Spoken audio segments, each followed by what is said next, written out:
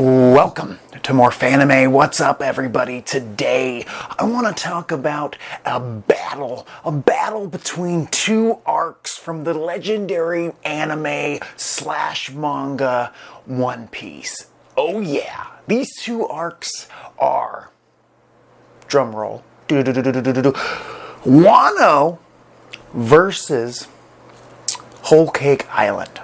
Yes! These two monumentous arcs from one of the greatest tales ever told. We have two emperors leading the antagonist charge. Big Mom representing Whole Cake Island and Kaido representing Wano. Yeah, these are two heavy hitters, two top diggity dogs that had been built up from the beginning, midway through the beginning of the series. After around Water 7, we found out about the Emperors of the Sea, the top dudes and gals. I see you, Big Mom. All of them. They're there, but these two were the first emperors that Luffy, our main protagonist, had to go toe to toe with. Fisticuffs, if you will. Wano is currently still going on in the anime, being produced weekly, sometimes bi-weekly. Not 2 times a week, but sometimes they skip a week. Things happen. I get it, but they've been pretty consistent. Recently, they had a internet-breaking battle between King and Zoro. Wonderful. So I would say Whole Cake Island does have the advantage of already being completed in both the manga and the anime. But we do know how Wano ends. We do know what's going on in that Hizei. And we do know how Whole Cake Island ends, obviously. It's really just up to you. It's up to your taste as a fan. What do you prefer? And it's tough. It's a tough choice for me. It really is. Like, which one of these arcs is more important to the story? Which one of these arcs is, has got better fights, better, what would you say, character development? Big deal. Especially depending on what character you're developing. And that's the thing. That's the thing. It depends on who you love in the series and who you care about. Getting screen time, getting that spotlight. And Whole Cake Island is a prime example of taking a member of the Straw Hat crew, our original Straw Hat crew from the East Blue, baby, and going deeper within their backstory, evolving their backstory, changing how we feel about the character, learning new things about a character that has been around for hundreds of chapters. We have spent a lifetime, a decade with the Sanji we thought we knew, and plus. And then Oda, the greatest storyteller of all time, decides, nuh-uh, you don't even know half the story. Actually, Sanji has a very sad backstory, and he also has a family he left behind because they were abusive. Yeah, pretty much. Yeah, his brothers and his sister. But to be fair, they were kind of manipulated or genetically modified, and they had no feelings. So the real problem with that family is Judge. So there's that guy. I am judging Judge. I am. But that increased story, backstory, if you will, for Sanji really gives Whole Cake Island a hell of a booster. Because you don't get that in Wano. No. I think that a lot of people thought, we're going to get a big, deep Zoro backstory from his deep childhood, pre-East Blue, just like we did with Sanji. And we did not. I don't think Oda had the time to put that in there. He had things he had to do. He was in Wano for far too long, I would say. Many, many years of writing Wano, and it was time to get the F out. And Zoro's a character that might not need that backstory. And who knows? We might get it in the future. From some other aspect, some other angle. We might get Zoro's deep backstory. We don't really need it if it's basic as, Zoro, his family comes from Wano. They left Wano at some point. And that's all we need to know. Who gives a shiz about these people that Zoro doesn't even really know? No. See, it was Sanji's backstory. He knew his abusive family. He knew the Germa 66, who were legendary as well. So they had their own, like the Germa 66 had their own lore that we got to learn about in Whole Cake Island. So what I'm trying to get at is Whole Cake Island has the bonus of Sanji's extra backstory, Sanji and Luffy bonding even further when they dueled it out. Well, Sanji just beat the shit out of Luffy, and Luffy let him, and Luffy just showed him just how badass of a captain he really is, letting Sanji get his anger out, letting Sanji, figure out what the fuck is really bothering him, and then coming back to Luffy to feed him. That was nice. That was sad. That was emotional. It was inspirational. You don't get that in Whole Cake, or I mean in Wano, sorry. You don't get it in Wano. You don't. In Wano, our main story is big, but it has nothing really to do with the Straw Hat Pirates or their lives. They're really just, other than taking out an emperor, Kaido, which is kind of a goal that they were trying to get to anyway, so that kind of helps. But the main story thread through Wano was about the 9 Scabbards. It was about Momonosuke, Kinemon, who's also part of the 9 Scabbards, but he's a big part of that. He's the lead of that squadron. We got a big backstory for Odin. Odin, a character we really didn't know much about, so that was interesting. A really long, drawn-out backstory for that fella. And that's nice. That's great. But it's not a member of the Straw Hat crew. And I think that when we get more history about a member of the crew, we get a little more excited than when we do about an island. It's history about the island. Wano was probably the best backstory about a particular island. It had so much history and so much lore behind it. It was great to learn about it. It really was. But I gotta give the Sanji backstory the win there. But I'm not saying that means it's better than Wano. We're just getting started, people. Let's get back to the beginning of the premise. Yeah, I kind of skipped right over that, didn't I? Kaido and Big Mom, 2 major antagonists. Yes, both of them in their own rights. I would say Big Mom has the advantage of being one of the few main villains who is a female. Because you can almost not count Boa Hancock, since she barely was much of an antagonist in her own arc when she deeply fell in love with Luffy and whatnot. And it wasn't much of she wasn't really an enemy, as more of just someone in the way. But Big Mom, no, she's an antagonist. She's a beast. She's a killer. She's badass. And she can go toe-to-toe with Kaido. I think so. I think that they're both at a somewhat equal level. I would say Kaido probably has the edge in raw power, but, Big Mom has the OP soul devil fruit stealing ability. She could just eat you. She'll just eat people and forget about it and move on with her day. She has her hunger pangs, which, can be a little annoying, but are very dangerous. You got Kaido, though. He's got one of the greatest zone devil fruit abilities we've seen in the story to date. This guy turns into an effing fish dragon, murdering motherfuckers. He caused some hell in Wano. He caused some sadness to happen. He tormented his own son, Yamato, and all that and whatnot, and it's sad, and it's deep, and it cuts right here. And I would say Kaido is more badass as a character than Big Mom, so you have the badassery. But Big Mom, I think her backstory that we've seen so far compared to what we've seen so far for Kaido, it's a little better. I would say I had more fun watching her backstory than reading through Kaido's backstory, so we'll have to see how the anime decides to adapt that backstory. But I think that Big Mom got the edge there. They did. Now, out of the 2 characters, who do you prefer? Comment down below. Out of the 2 characters, who do I prefer?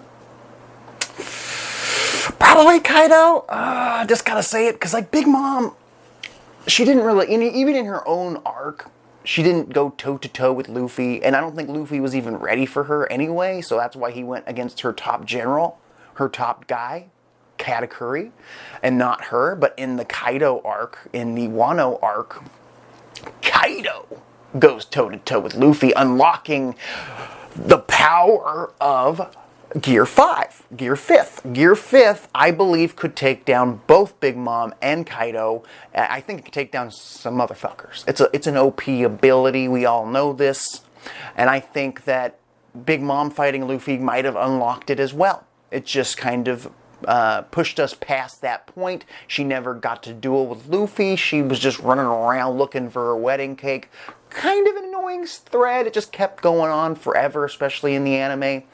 You can kind of read past it pretty quickly in the manga, but in the anime, wedding cake, wedding cake. They just you know, her motivations to me aren't as impactful as Kaido's. I'm going to say it.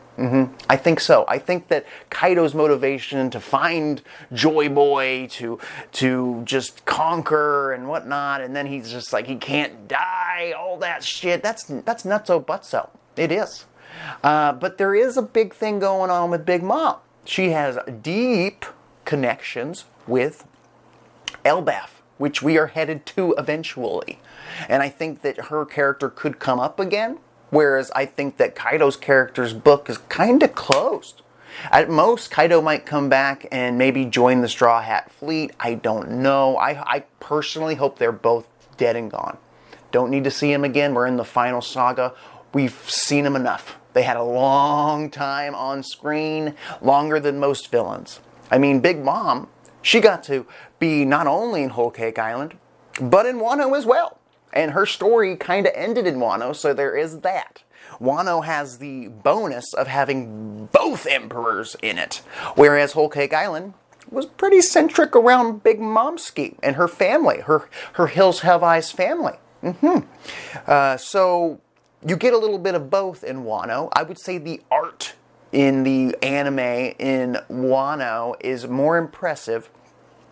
The drawing, the episodes, the animation is better in Wano than it was in Whole Cake Island. Yes, Whole Cake Island has its moments, but I think Wano was more consistently well-drawn, well-animated, whereas Big Mom, and it really only happened during the big fights, like against Katakuri, or when major moments were happening.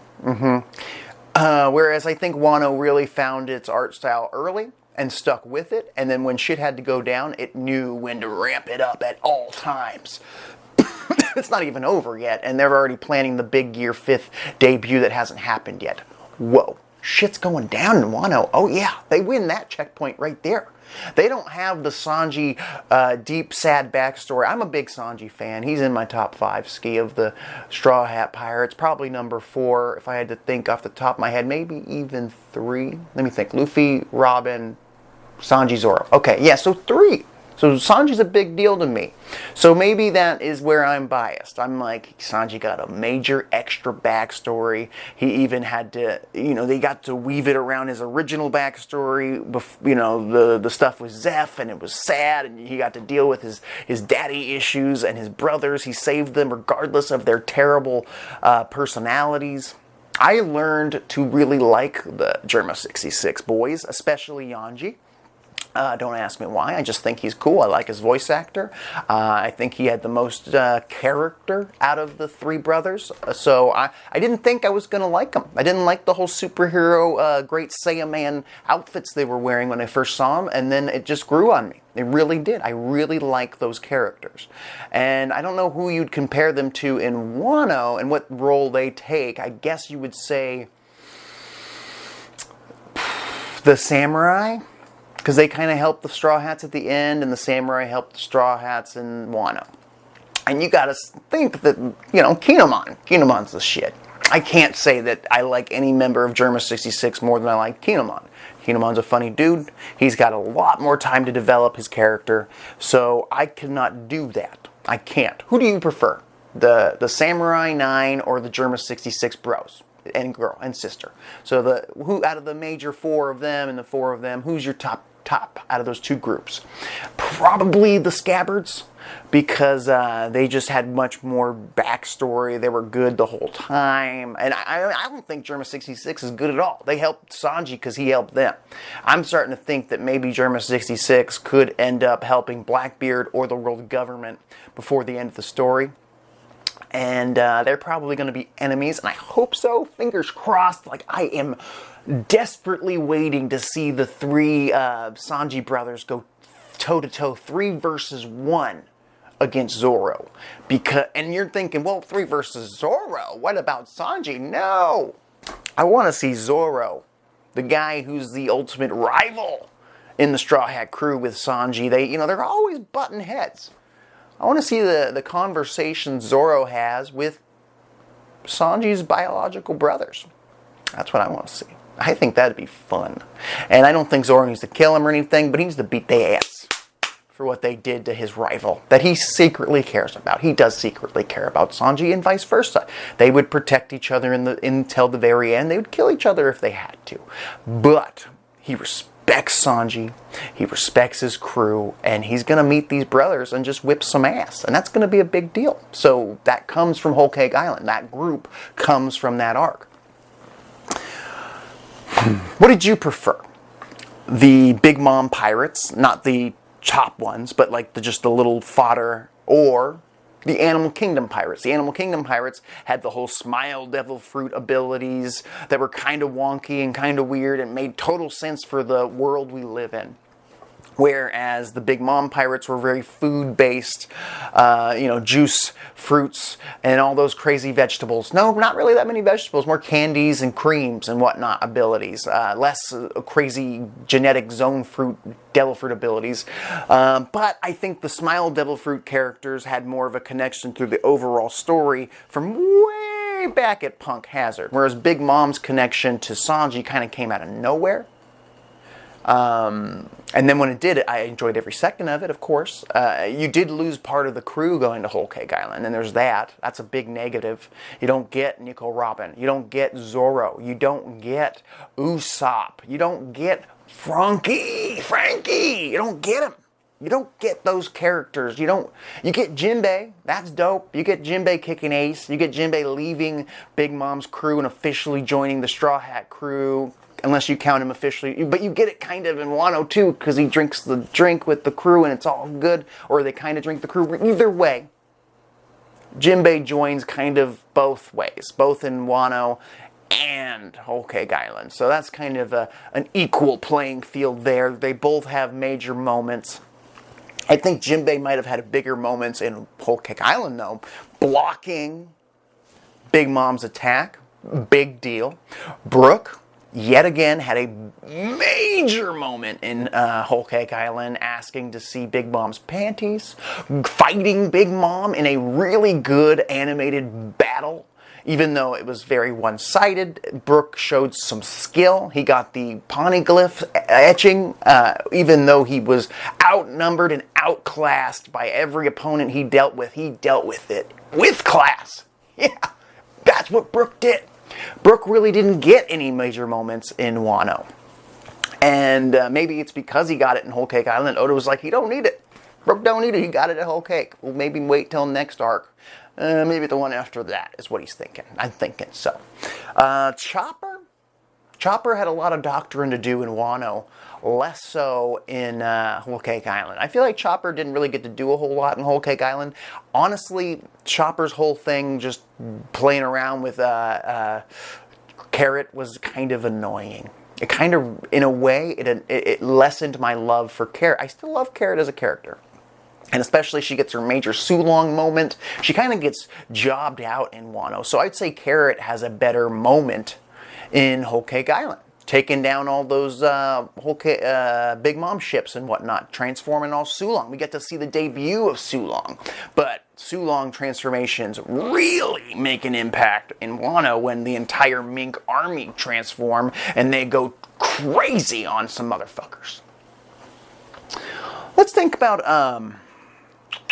So yeah, Carrot gets the bonus over at Whole Cake Island. Carrot gets kind of screwed over in Wano, but somehow ends up becoming the leader of the Minks by the end of the arc.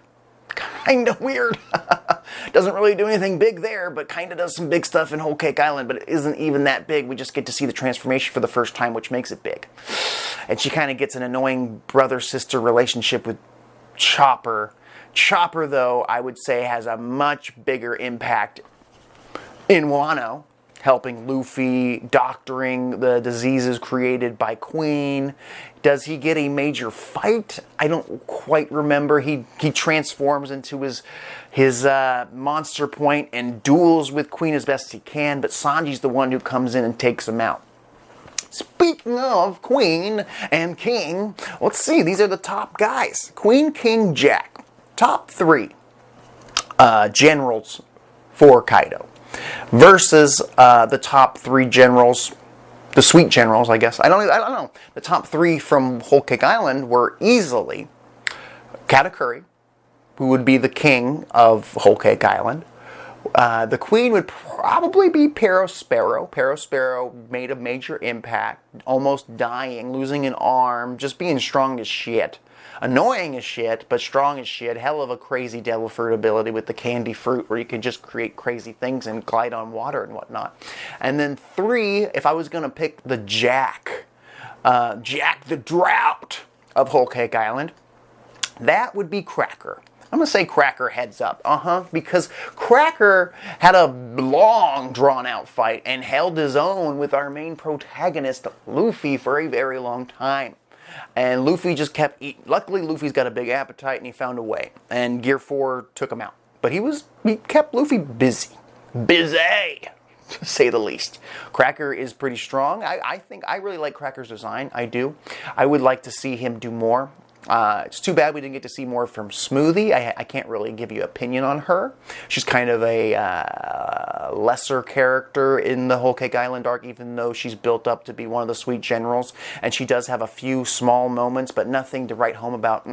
But Cracker, definitely the Jack of the crew. And I would say Cracker made more of an impact to me and has a better devil fruit ability to me than Jack the Drought, who was just like a little asshole, poisoning the minks and whatnot. Got his ass beat by Zunisha in one strike, and then he drowned it, and then he got beat up by the minks back in Wano. So get out of here, Jack. So point to Whole Cake Island, you got Cracker. Who said that before? Queen versus Sanji, big effing deal. Over here, you got Perospero. Perospero was a big part of the death of, God, I can't remember, the tiger guy, one of the minks. It was sad. It was sad. He sacrificed himself, and then it didn't really kill anybody. It just bought him some time. Poor guy.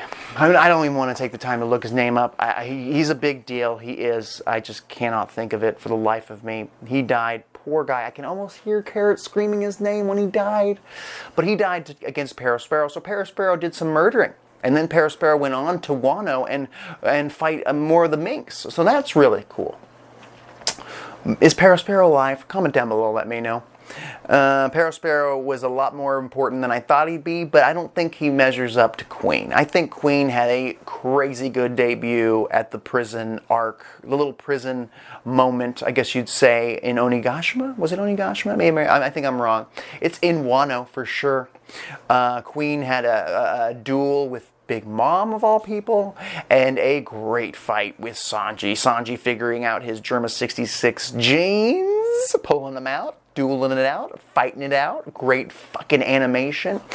So I would give the point to Wano. So we got one for Wano, Cracker for Whole Cake Island, Queen for Wano. Now we got the 2 heavy hitters. 2 big boys. The Lunarian King. Katakuri. Was he the first son? He's not the first son. I think that's Perospero of the Big Mom Pirates. But he is the strongest member of the Big Mom Pirates. Very possibly the next captain of that crew if it continues on after Big Mom decides to step down or is possibly dead.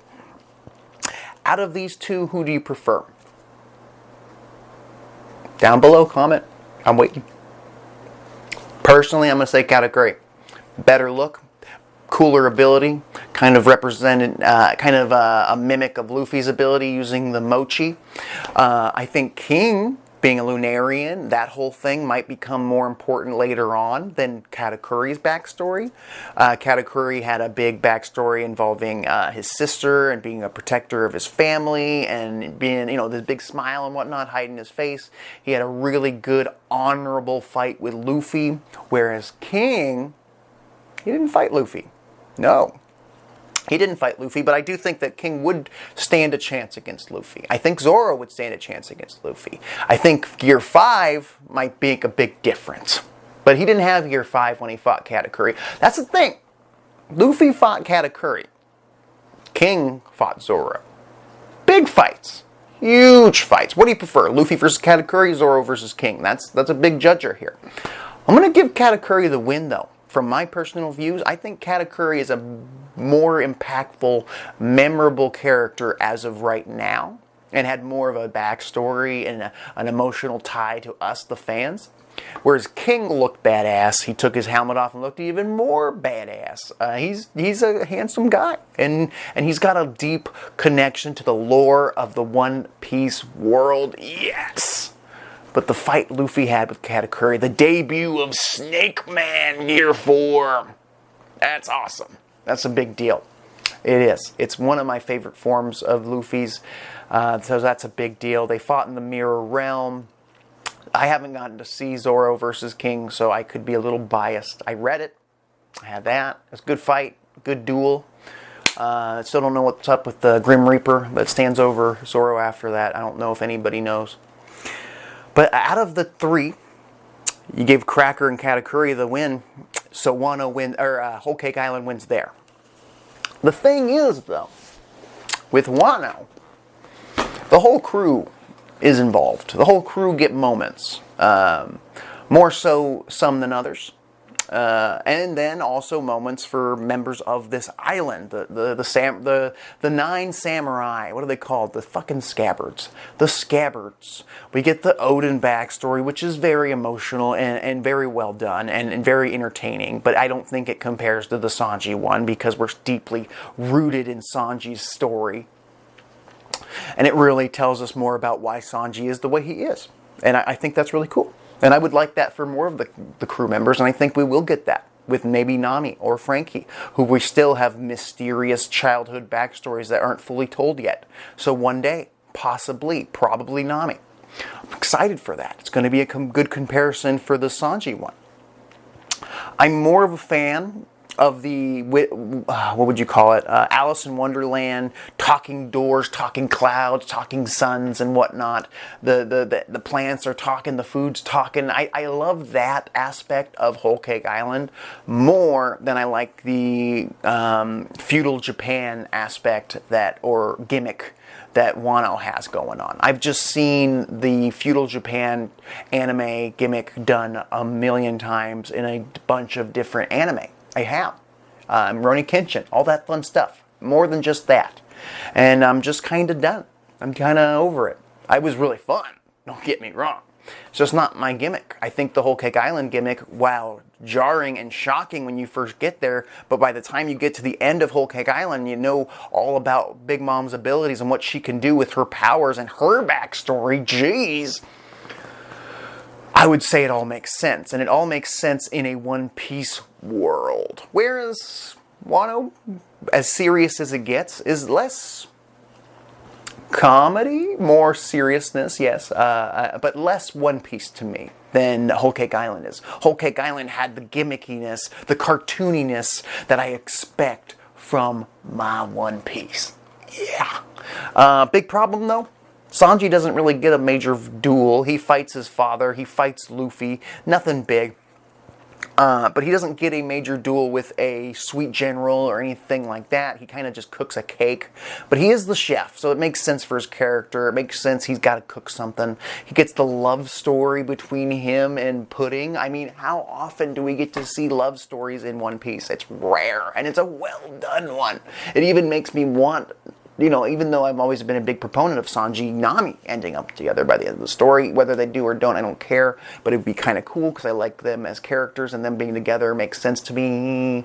But at the same time now, there's no one else for Sanji than Puddin'.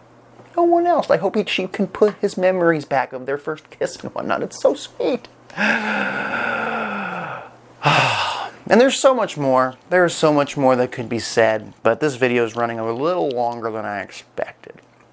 You got Jinbei making the sacrifice, surviving, coming to Wano. Out of the two, I've got to admit that Wano, because of the legendary moments, because of Gear 5th, because it's not even done yet in the anime, I gotta say, I gotta give the win to Wano, and it's much closer than you'd think. A lot of people would think, oh, it's obviously Wano. Wano's been such a big deal for so long, but you gotta remember Whole Cake Island was a big deal for a long time as well. And when you go back and read it, if it's been a while, go back and read it. It's fucking fantastic. It all connects, it all makes sense. There's a few things that, there's few lulls, but there's a few lulls in Wano that we don't talk about. The ending of Wano, like the leaving of Wano, kind of scatterboxed for me. I gotta reread it, but it kind of felt like it was all over the place. They left and then they flashed back, and Yamato not joining the crew is fine. Carrot becoming the leader of the Minks is fine. It just wasn't what I hoped for. And since Whole Cake Island was kind of the middle of this giant saga that kind of started at Punk Hazard and went through Dressrosa, then Whole Cake, then ended in Wano. Wano got to be the definitive ending, whereas Whole Cake Island was yet another build to Wano. But Whole Cake Island has Katakuri. Whole Cake Island has character. Whole Cake Island has Big Mom, big players. But all in all, Kaido, his fight is better than anything Big Mom's done in the story so far. Better action, at least, than Big Mom's done. She's less of an action character, more of a storytelling character.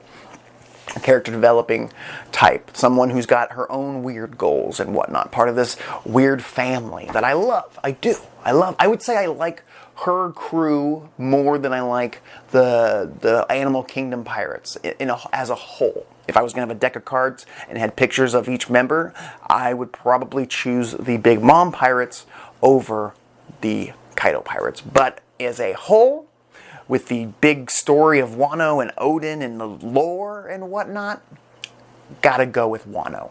But Whole Cake Island is fan-fucking-tastic as well. Every arc is so hard to compare, but these two are close because they both have emperors.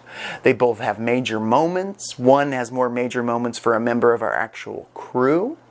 If a new Straw Hat crew member other than Jinbei had joined in Wano, I would give them an even bigger up. But Yamato decided to stay back. Carrot decided, or didn't decide, it was forced upon her to become the leader of the Minks. And I don't think a lot of us wanted that, me included. But yeah, in the end, this duel between two big arcs from a legendary story, Wano comes out on top. And, you know, we didn't even talk about the individual scabbards. There's some of them that are Raizo lives. Whoa! Which was more connected to Zoe, but, you know, I would say Zoe. Whatever. This has been a long video.